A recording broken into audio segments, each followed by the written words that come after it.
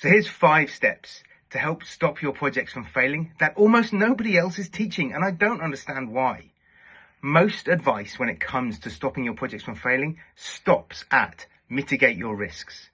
But if that worked, all of these projects that we see overrunning and overspending on their budgets wouldn't be. So what are people missing? Here's a better way to think about how you identify and manage the things that might go wrong on your project and make your life a lot less stressful. Step 1, ask people properly using the SAVE technique, silent writing, affinity clustering, voting, and then execute. In just 30 minutes, you can identify all of the things that your team think might go wrong and prioritize them and understand what actually could happen in these contexts. You'll get their buy-in, and your risk log won't just be the things that you were able to think of at 7 o'clock on a Tuesday night when you were writing it by yourself. Step 2, ask the AI. Your team will be great and they will come up with lots of ideas. But the average of the internet might come up with 1 or 2 things that you could miss as well. It's always worth having a look and seeing if other people might have, or the average of the internet might have seen the things that you may have missed. And it only takes seconds nowadays, so just do it quickly. Step 3, this is the basics. Do your mitigations. If this, then that, therefore we're going to do this to stop this. Straightforward mitigation of risk. And that's fine, but most people stop here. So what's the superpower? The superpower is contingency with context. In a lot of cases, people will add 10% contingency or 20% contingency and not give a justification as to why that's needed.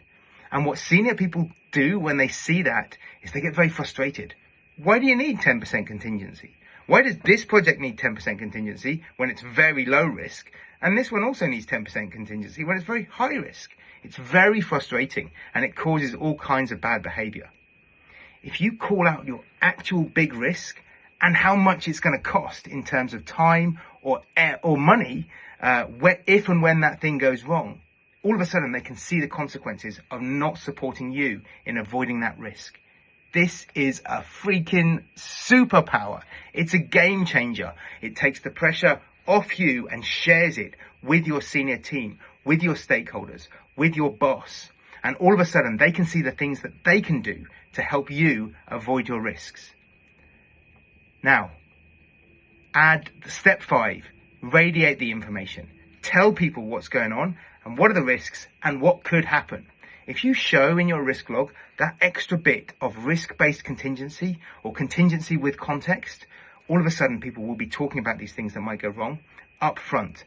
And instead of just relying on you to resolve them, they will be able to step in and help. Or if you need the extra time or the extra money, they'll be informed well in advance and they'll be ready and prepared to support you when this thing comes to pass.